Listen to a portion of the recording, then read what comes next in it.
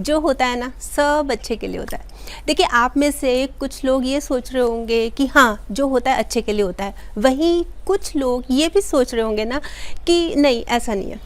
तो देखिए अगर हम इस बात की गहराई तक जाए ना, जो होता है सब अच्छे के लिए होता है, तो यकीनन आपको कोई ना कोई पॉइंट, पॉजिटिव पॉइंट मिल जाएगा। मैं ना आपको एक बहुत छोटा सा एग्जांपल देती हूँ।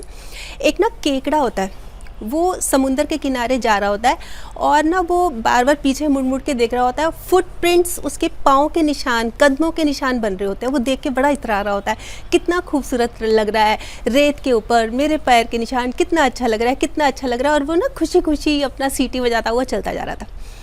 तो एकदम से क्या हुआ, एक पानी की लहर आई और उसने उसके फुटप्रिंट्स को मिटा दिया।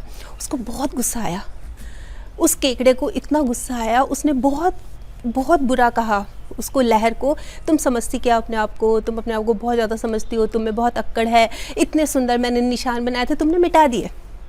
तो वो लहर क्या बोलती है उसको, बोलती है भैया आप ज़रा पीछे मुड़ के देखो, पीछे देखो मछुआरे आ रहे हैं, अगर उन्होंने आपके ये फुटप्रिंट्स देख लिए ना, वो आपको उठा के ले जाएंगे, आपको मार देंगे। तो वही मैं कह रही हूँ कि अगर हम इसको थोड़े से अपने नज़रिए को थोड़ा सा बात की गहराई तक जाए ना, तो हमें इसके रिजल्ट्स भी मिल जाते हैं पॉजिटिव। चलिए मैं अपनी इसी बात को क्लियर करने के लिए ना एक बहुत छोटी सी कहानी सुनाती हूँ। तैयार है? चलिए कहानी कुछ ऐसे है। एक बार ना एक आदमी होता है, वो ना कुछ दिनों से बहुत टेंशन में चल रहा होता है, बहुत परेशान, दुखी। क्या क्या क्या दुख है देखिए उसको, कि घर है, घर में बहुत खर्चा होता है, अच्छा फैमिली है, बहुत जिम्मेदारी है फैमिली की, या फिर जैसे बहुत रिश्तेदार आते हैं घर पे, आना जाना लगा रहता है, या फिर मैं कितना टैक्स भरता हूँ, मतलब कितना कितना खर्चा, मतलब वो ना चिड़चिड़ा और बहुत बहुत बहुत परेशान, दुखी रह रहा था इस वजह से। तो एक दिन यही कुछ सोच में डूबा हुआ था और उसका बच्चा आया, उसके बच्चे ने कहा पापा मेरे को ना एक होमवर्क मिला है, आप प्लीज़ करा दो। तो उसको डांट दिया कि तेरे को दिख नहीं रहा कि मैं कुछ सोच रहा हूँ, तू बहुत ज़्यादा तंग करने लग गया, तू अपने आप को ज़्यादा समझ रहा है। उसको डांट पीट के उसको भेज दिया। बच्चा जाके अपना चुपचाप कमरे में बैठ गया। फिर जब थोड़ा सा वो आदमी रिलैक्स हुआ ना, फिर उसको महसूस हुआ कि भाई ये तो मैंने अच्छा नहीं किया, मैंने अपने बच्चे को इस तरह से डांटा। वो चुपचाप उसके कमरे में जाता है, देखता है बच्चा सो रहा है और उसकी एक होमवर्क की कॉपी खुली हुई है। होमवर्क की कॉपी में क्या लिखा था, उसमें जो असाइनमेंट मिली थी उनको, जो होमवर्क मिला था वो ये था कि कुछ ऐसी चीज़ें लिखो जो शुरू में तो आपको अच्छी नहीं लगती, मतलब आपके लिए अच्छी नहीं है, पर उसके जो एंड रिजल्ट्स होते हैं ना वो बहुत अच्छे होते हैं। मतलब शुरू में आपको पसंद नहीं है पर वो आपके लिए बहुत अच्छी होती है। ऐसी क्या चीज़ें हैं? तो जो फादर थे उनकी उत्सुकता बहुत ज़्यादा बढ़ गई और वो देखने लगे कि इसने क्या क्या लिखा है। अच्छा लिखा क्या था कि जैसे सबसे पहले तो दवाई का, कि दवाई मुझे अच्छी नहीं लगती, कड़वी होती है, इतनी गंदी होती है, पर मैं उसको लेने के बाद 2-3 दिन में ठीक हो जाता हूँ। फिर उसने अपने एग्ज़ाम्स का लिखा कि फ़ाइनल एग्ज़ाम्स मुझे अच्छे नहीं लगते, पर उनको देने का क्या फ़ायदा होता है, क्यों अच्छे लगते हैं, उसके बाद छुट्टियाँ ही छुट्टियाँ होती हैं। और मेरे पापा बेशक मुझे बहुत गुस्सा करते हैं, कई बार हाथ भी उठा देते हैं, पर मेरे पापा बहुत अच्छे हैं, बुरे नहीं हैं। वो डांटते हैं, चलो कोई बात नहीं, हो सकता है उनको ठीक लगता हो इसलिए डांटते हो, पर पता है उसमें जो लिखा हुआ था, उसमें लिखा था कि मेरे जो 2 दोस्त हैं रिंकी और प्रीतम, उनके तो पापा ही नहीं हैं। तो उस हिसाब से तो मैं बहुत खुश हूँ। पापा डांटते हैं तो क्या हो गया, कम से कम मैं खुश हूँ, मेरे पापा तो है, तो डांटते हैं तो कोई बात नहीं। तो जो फादर थे ना, वो पढ़ रहे थे और पढ़ते पढ़ते ना वो बहुत ज़्यादा इमोशनल हो गए कि ये क्या लिख दिया इसने। फिर वो आ गए बाहर अपने रूम में, और अपने रूम में बैठ के सोचने लगे क्या क्या। अब वो भी जो नेगेटिव सोच रहे थे ना, ये चिंता, ये परेशानी, वो परेशानी, थोड़ा सा अब वो पॉजिटिव होने लगे। अब देखिए वो क्या सोचने लगे, उन्होंने सोचा कि जैसे मैं ये बोलता हूँ घर का खर्चा, बिजली का बिल, पानी का बिल, ये इतना आता है, तो कम से कम मेरा अपना घर तो है। उन्होंने इस वे से सोचा, ये नहीं सोचा कि मेरे को ये भी खर्चा देना है, वो भी देना है, मेरे पास मेरे लिए सिर छुपाने के लिए घर तो है। कितने लोग ऐसे हैं जिनके पास घर ही नहीं है, तो मुझे इस चीज़ से परेशान नहीं होना चाहिए। फिर परिवार की जिम्मेदारी, इतने परिवार, मतलब मेरी मम्मी है, पिताजी हैं, बच्चे हैं, वाइफ है, सबकी जिम्मेदारी है, तो कम से कम मेरा परिवार तो है, मेरा कोई अपना तो है।